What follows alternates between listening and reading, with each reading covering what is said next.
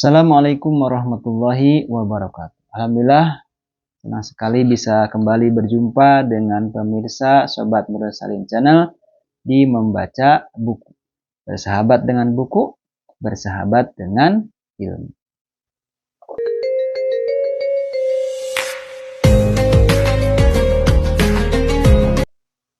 Insyaallah pada kesempatan ini kita akan kembali melanjutkan bacaan kita tentang buku Madrasah Ramadan. Alhamdulillah pada kesempatan ini kita sudah sampai kepada poin yang ke-11 dari keutamaan orang-orang yang bertakwa. Yang mana di poin 11 ini adalah keutamaan orang bertakwa adalah keberkahan hidup. Allah Subhanahu wa taala menjadikan takwa sebagai kunci turunnya keberkahan hidup, baik pada level individu maupun masyarakat. Hal ini ditegaskan secara eksplisit dalam firman-Nya, A'udzubillahi minasyaitonirrajim, walau anna ahlal qura amanu wattaqau lafatahna 'alaihim barakatim minas sama'i wal ard. Sekiranya penduduk negeri-negeri beriman dan bertakwa, niscaya kami akan melimpahkan kepada mereka keberkahan dari langit dan bumi. Quran surat ke-7 Al-A'raf ayat 96. Ayat ini menunjukkan bahwa keberkahan atau al-barakat bukan sekadar kelimpahan materi, melainkan kebaikan yang menetap, berkembang, dan meluas dampaknya. Frasa la fatahna mengisyaratkan pembukaan yang luas dan berkesinambungan, sedangkan penyandaran keberkahan pada langit dan bumi menandakan cakupan yang menyeluruh, ruhani, sosial, dan material. Iman dan takwa menjadi sebab turunnya keberkahan dalam bentuk rezeki yang halal, kehidupan yang tenang, hujan yang membawa manfaat, serta hasil bumi yang baik. Sebaliknya, hilangnya iman dan takwa menjadi sebab dicabutnya keberkahan, meskipun sarana duniawi tampak tersedia. Keberkahan yang dijanjikan dalam ayat ini mencakup kelapangan hidup, stabilitas sosial, dan kebaikan yang berkesinambungan sebagai buah dari ketaatan kolektif kepada Allah. Dengan demikian, takwa berfungsi sebagai mekanisme ilahiyah yang menghubungkan antara iman dan takwa dengan keteraturan dan kesejahteraan kehidupan.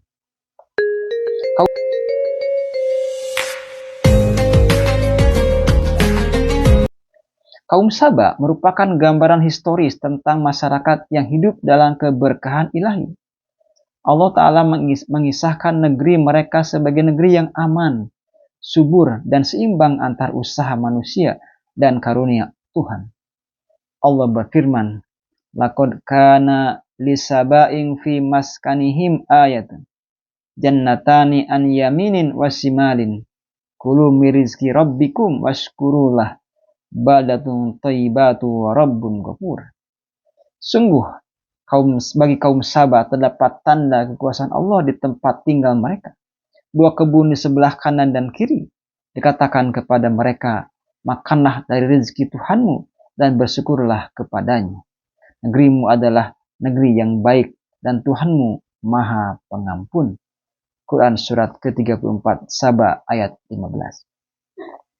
Para mufasir menjelaskan bahwa keberkahan kaum Saba tampak pada kesuburan tanah, keteraturan kehidupan, dan rasa aman.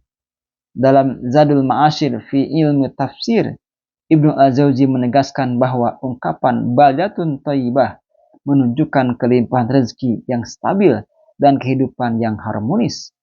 Sementara warabbun ghafur menandakan bahwa keberkahan tersebut disertai ampunan Allah selama mereka bersyukur dan taat. Inilah potret keberkahan sejati, nikmat yang menetap, kehidupan yang tertata, dan hubungan ruhani yang terjaga. Negeri Saba disebutkan dalam Al-Quranul Karim sebagai salah satu contoh peradaban yang dianugerahi kesuburan dan kemakmuran yang luar biasa. Tanahnya digambarkan sangat subur, hingga di sepanjang jalan terbentang kebun-kebun hijau di sisi kanan dan kiri dipenuhi pepohonan yang berbuah lebat. Buah-buahan yang dihasilkan bukan sekadar melimpah, tetapi juga memiliki kelezatan dan keistimewaan yang melampaui buah-buahan di wilayah lain di muka bumi. Kondisi ini menjadikan kehidupan di negeri Sabah terasa begitu mudah. Para pelintas negeri itu tidak merasakan letih, haus ataupun lapar, karena setiap kali membutuhkan makanan, mereka cukup memetik buah yang tersedia di sepanjang perjalanan. Oleh karena itu, perjalanan sejauh dan seberat apapun senantiasa terasa dekat, ringan dan menenteramkan sebagai wujud nyata keberkahan Allah yang meliputi kehidupan mereka.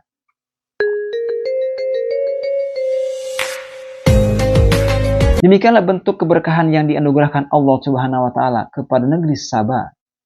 Selain limpahan nikmat materi, sejarah juga mencatat bahwa penduduk negeri tersebut merupakan masyarakat yang senantiasa tunduk dan patuh dalam menjalankan perintah Allah, terjaga dari praktik kesyirikan dan kezaliman, serta konsisten mensyukuri berbagai karunia yang telah Allah limpahkan kepada mereka. Ketaatan dan rasa syukur ini mencerminkan hubungan ruhani yang kuat antara hamba dan Rabb-Nya, sehingga mereka menjadi kaum yang mencintai Allah dan dicintai oleh-Nya. Dari sisi akhlak sosial, kaum Sabah dikenal sebagai masyarakat yang menjauhi segala bentuk kebohongan, baik dalam ucapan maupun perbuatan. Kejujuran menjadi prinsip dasar dalam kehidupan mereka, tercermin dalam tutur kata dan etos kerja yang bersih serta bertanggung jawab. Integritas akhlak ini menjadikan kehidupan sosial mereka stabil dan harmonis, sekaligus menjaga keberlangsungan keberkahan yang Allah anugerahkan. Sebagai balasan atas keimanan dan keluhuran akhlak tersebut, Allah menganugerahkan kepada mereka taufik berupa peningkatan kualitas amal, keunggulan, dan keberhasilan yang merata dalam berbagai bidang kehidupan. Keberhasilan itu tampak jelas dalam aktivitas perdagangan, peternakan, maupun pertanian yang seluruhnya berjalan produktif dan membawa manfaat luas.